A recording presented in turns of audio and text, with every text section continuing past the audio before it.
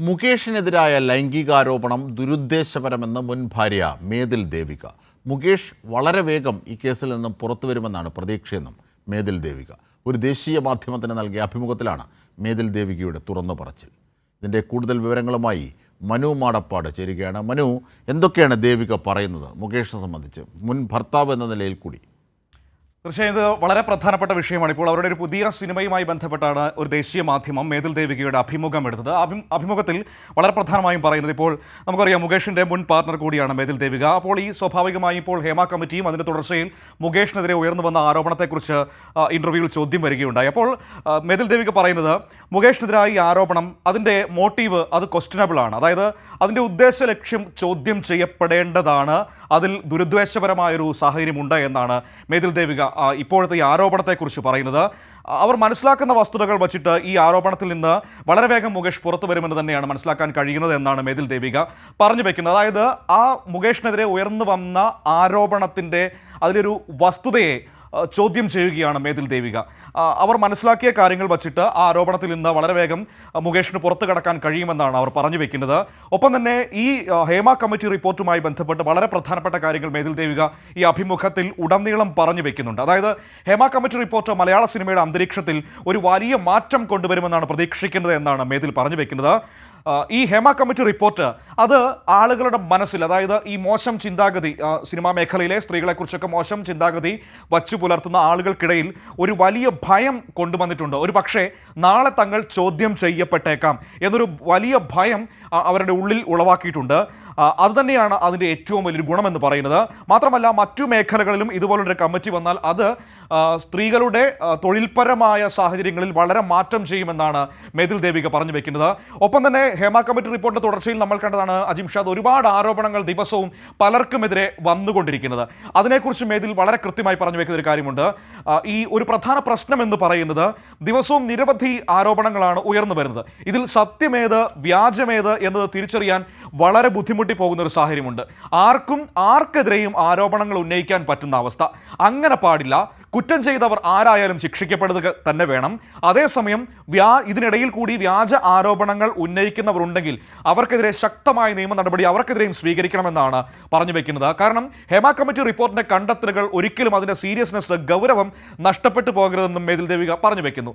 സ്ത്രീകൾ ഉന്നയിക്കുന്ന ആരോപണങ്ങൾ അത് തീർച്ചയായും അഡ്രസ്സ് ചെയ്യപ്പെടേണ്ടത് തന്നെയാണ്. വളരെ പ്രധാനപ്പെട്ട കാര്യമെന്ന് പറയുന്നത്, മലയാള സിനിമയുടെ ഒരു അറ്റ്മോസ്ഫിയറിൽ തന്നെ ഈ ഹേമ കമ്മിറ്റി റിപ്പോർട്ടും അതിൻ്റെ തുടർച്ചയിൽ ഉണ്ടാകുന്ന ചലനങ്ങളും വലിയ മാറ്റങ്ങൾ വരുത്തുമെന്ന് മേതിൽ പറയുന്നു. സിനിമ ഒരു തരത്തിൽ പറഞ്ഞാൽ മലയാളികൾക്ക് ഒരു റിലീജിയൻ പോലെയാണ്. സിനിമാ താരങ്ങളെ ദൈവങ്ങളെ പോലെ ആരാധിക്കുന്ന ആയിരക്കണക്കിന് ലക്ഷക്കണക്കിന് ആരാധകരുള്ളൊരു നാടുകൂടിയാണ് കേരളം എന്ന് പറയുന്നത്. അപ്പോൾ അതിലൊക്കെ ഒരു വലിയ മാറ്റം വന്നുകൊണ്ടിരിക്കുന്നു. പലരും തുറന്നു കാട്ടപ്പെടുന്നൊരു കാലം കൂടിയാണ്. അതിൽ ഈ ആരോപണങ്ങളിൽ വസ്തുതയുണ്ടാകണമെന്നതാണ് മേതിൽ പറഞ്ഞു വെക്കുന്ന ഒരു പ്രധാനപ്പെട്ട വിഷയം എന്ന് പറയുന്നത്. അതാണ് അവർ പറയുന്നത്. ഇപ്പോൾ ആർക്കെതിരെയും ആരോപണം ഉന്നയിക്കുന്ന ഒരവസ്ഥ അങ്ങനെ ഒരിക്കലും ഉണ്ടായിക്കൂടെ. കാരണം നിരപരാധികളായ മനുഷ്യരെ ചോദ്യം ചെയ്യപ്പെടുന്ന സാഹചര്യം ഉണ്ടാകരുത്, അവരെ ക്രൂശിക്കപ്പെടുന്ന അവസ്ഥ ഉണ്ടാകരുത്. അതുകൊണ്ട് തന്നെ കുറ്റം ചെയ്യപ്പെട്ടവർ ഏതായാലും ശിക്ഷിക്കപ്പെടണം. പക്ഷേ വ്യാജ ആരോപണങ്ങൾ ഉന്നയിക്കുന്നവർക്കെതിരെ കർശനമായ നിയമ നടപടി സ്വീകരിക്കണം. അതായത് ഇതിൽ അതായത് ഇനി ആർക്കും ഇങ്ങനെ ഒരു തോന്നൽ ഉണ്ടാകരുത്. രണ്ട് തരത്തിൽ, ഒന്ന് ഇത്തരത്തിലുള്ള പ്രവർത്തികൾ ചെയ്യാനും വ്യാജ ആരോപണങ്ങൾ ഉന്നയിക്കാനും ഒരു ഇന്റൻഷൻ ഉണ്ടാകരുതെന്നാണ് മേതിൽ ദേവിക പറഞ്ഞു വെക്കുന്നത്. സ്വാഭാവികമായി നമ്മൾ ഈ വിഷയത്തിൽ ഏറ്റവും പ്രതീക്ഷിക്കുന്നത് മുകേഷിനെതിരായ, അല്ലെങ്കിൽ മുകേഷിനെ കുറിച്ച് അവർ പറയുന്നത് എന്താണ് എന്നത് തന്നെയായിരിക്കും. മുകേഷിനെ കുറിച്ച് അവർ പറഞ്ഞത് ഞാൻ ഒരിക്കൽ കൂടി പറയാം. മുകേഷിനെതിരെ ഉയർന്നു വന്ന ആരോപണം എന്ന് പറയുന്നത് അത് ക്വസ്റ്റ്യനബിൾ ആണ്, അല്ലെങ്കിൽ അതിൻ്റെ ഉദ്ദേശ ലക്ഷ്യം പരിശോധിക്കപ്പെടേണ്ടത് തന്നെയാണ്. അതിലൊരു വലിയ ദുരുദ്ദേശമുണ്ട് എന്ന രീതിയിലാണ് മേതിൽ ദേവിക സംസാരിക്കുന്നത്. വളരെ വേഗത്തിൽ തന്നെ മുകേഷ് അവരുടെ കയ്യിലുള്ള, അല്ലെങ്കിൽ അവർക്ക് അറിയാവുന്ന വസ്തുതകൾ വെച്ചിട്ട് വളരെ വേഗത്തിൽ തന്നെ മുകേഷ് ഈ വിഷയത്തിൽ നിന്ന് പുറത്തേക്ക് വരുമെന്ന്, പുറത്ത് കടക്കുമെന്ന് തന്നെയാണ്. മാത്രമല്ല, ഈ മുൻകൂർ ജാമ്യ അപേക്ഷ ലഭിച്ച കാര്യവും അവർ അവരുടെ അഭിമുഖത്തിൽ ചൂണ്ടിക്കാട്ടുന്നുണ്ട്. നമ്മളത് സ്ക്രീനിൽ കാട്ടുകയും ചെയ്തിട്ടുണ്ട്, ദേശീയ മാധ്യമത്തിന് നൽകിയ അഭിമുഖത്തിന്റെ ഭാഗങ്ങൾ. അതെ, അത് ഈ കഴിഞ്ഞ ദിവസമാണല്ലോ മുൻകൂർ ജാമ്യം ലഭിച്ചത്. അതിന്റെ ആ സമയത്താണ് ഈ അഭിമുഖം എടുത്തത്. ഇന്നിപ്പോൾ സൺഡേ, ഞായറാഴ്ചയാണ് അത് പ്രസിദ്ധീകരിച്ചത്. അതുകൊണ്ടാണ് അത് പറഞ്ഞു വെക്കുന്നത്. ഞാൻ പിന്നെ അത് ഓൾറെഡി വന്നു പോയതുകൊണ്ടാണ് അതിനെക്കുറിച്ച് അധികം സംസാരിക്കാതിരുന്നത്. മുൻകൂർ ജാമ്യാപേക്ഷ ജാമ്യം ലഭിക്കുന്നതിനെ കുറിച്ച് അടക്കമുള്ള കാര്യങ്ങൾ വളരെ കൃത്യമായി അതിനകത്ത് പറയുകയും ചെയ്തു. നമ്മളിതാ കൃത്യമായിട്ട് ആ ചോദ്യം പോയിന്റ് ഔട്ട് ചെയ്ത് കാണിക്കുന്നുണ്ട്.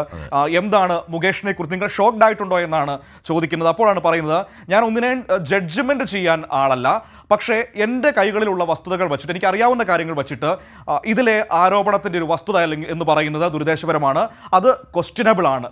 എന്നാണ്, സംശയാസ്പദമാണ് എന്ന് തന്നെയാണ് പറഞ്ഞു.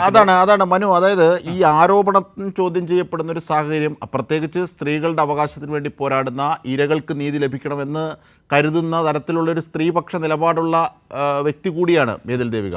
ആ മേതിൽ ദേവികയാണ് ഇത് പറയുന്നതെന്നുള്ളതാണ് വളരെ പ്രസക്തി. രണ്ടാമത്തെ ഏറ്റവും പ്രധാനപ്പെട്ട ഒരു കാര്യം, ആ അഭിമുഖത്തിൻ്റെ ആകത്തുക എന്താണ്? അതായത് മുകേഷ് തൻ്റെ വ്യക്തിജീവിതം വഴി തനിക്ക് പരിചയമുള്ള മുകേഷ് ഇത്തരത്തിൽ പെരുമാറില്ല എന്നുള്ള അത്തരം ബോധ്യങ്ങൾ ആ അഭിമുഖത്തിൽ പ്രതിഫലിക്കുന്നുണ്ടോ? അവർ ഒരു പ്രധാനപ്പെട്ട കാര്യം എന്ന് പറയുന്നത് അവരുടെ അങ്ങനെയുള്ള മുകേഷിനെ കുറിച്ചുള്ള കാര്യങ്ങളെക്കുറിച്ചൊന്നും മറ്റധികം സംസാരിക്കുന്നില്ല എന്നതാണ്. അവർ മുകേഷിനെ കുറിച്ച് ആകെ അതിനകത്തൊരു ചോദ്യവും ഒരു ഉത്തരവും, ഈ രണ്ട് ചോദ്യവും രണ്ട് ഉത്തരവും മാത്രമേ അവർ ആകെ പറയുന്നുള്ളൂ.